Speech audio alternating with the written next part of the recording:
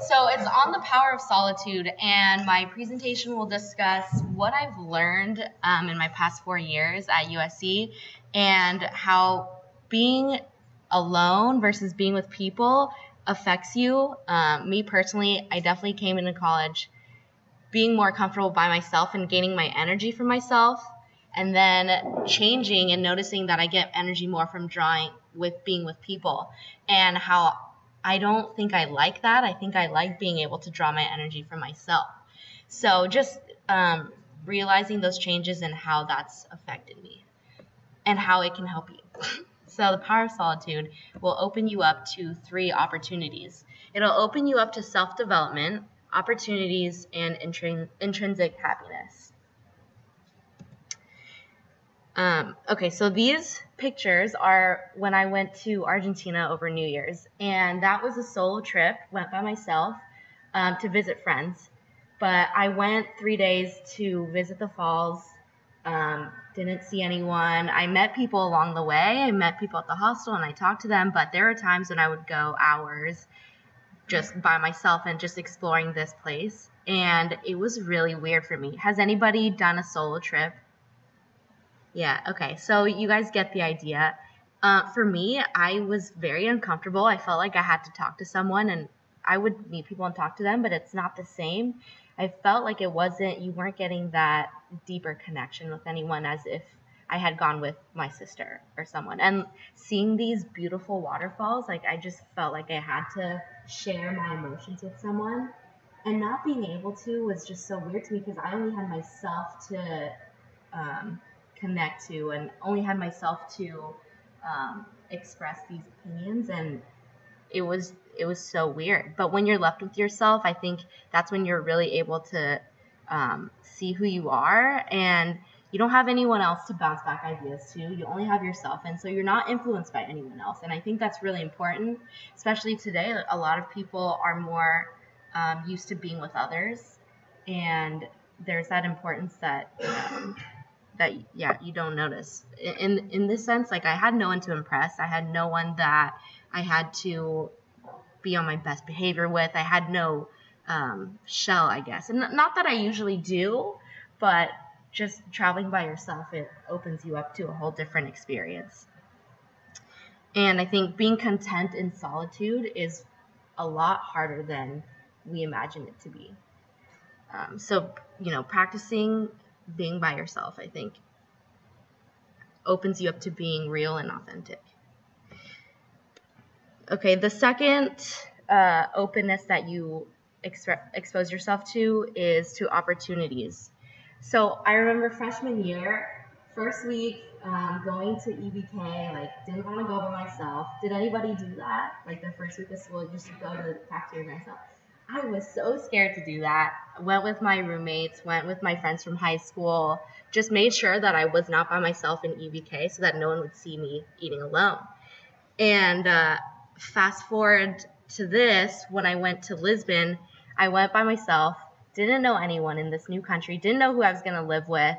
I knew I didn't want to live with the students from USC. And it ended up being one of the best experiences I ever had, because you're not closed off to people you already know, and you're saying, okay, whoever you meet, that's an opportunity that you could be friends with them. Going to classes, I always find that if I go to a class where I don't go with people I know, I almost always meet someone new. Whereas if you go with someone already, then you're talking with that person, and you might not have that opportunity otherwise. And so in this instance, went to the hostel, stayed there for a week, decided I was going to look for housing then. I wanted to originally live with the other students at my university. And I ended up meeting these people from the hostel that were going to study there at another university. Randomly, we looked at the same apartment on the same day, talked to them that night, and we decided to live together. And it was the best experience ever. They were the ones that I visited in Argentina for New Year's, and we're still friends today. So, yeah, being open to opportunities. What else was I going to say? Yeah, and so I feel like when you're by yourself, what people are afraid of, at least what I was afraid of, is what others were going to think of me and that judgment. But I think we're putting too much emphasis on how others perceive you. I think you're letting others have a hold over you and that power that shouldn't be there at all. And it's released when you decide that you're okay to be by yourself and go out and, have that alone time. So the first week when I was by myself, I did a walking tour and decided to eat lunch at this little cafe that I had stumbled upon. Nobody spoke English, barely knew any Portuguese myself, but I sat down, and this little cafe, probably from here to that staircase, that stair metal thing, and the tables were all set like this. The waiter didn't even know English, so I was trying to order, and I was sitting here, and this guy was sitting at this table next to me right there. And he started talking to me because he noticed that I couldn't speak Portuguese. He spoke perfect English. It turns out he is an engineer with the WHO, has traveled all over the world, all 7 continents. And we had one of the most stimulating conversations that I've had in a while. And he talked to me about Portugal. He talked to me about his travels, his experiences, and he gave me a lot of advice, what to do. And if I had gone with someone, he never would have reached out to me. He never would have said anything because I had someone there. And it's just those opportunities that you can only get by being by yourself.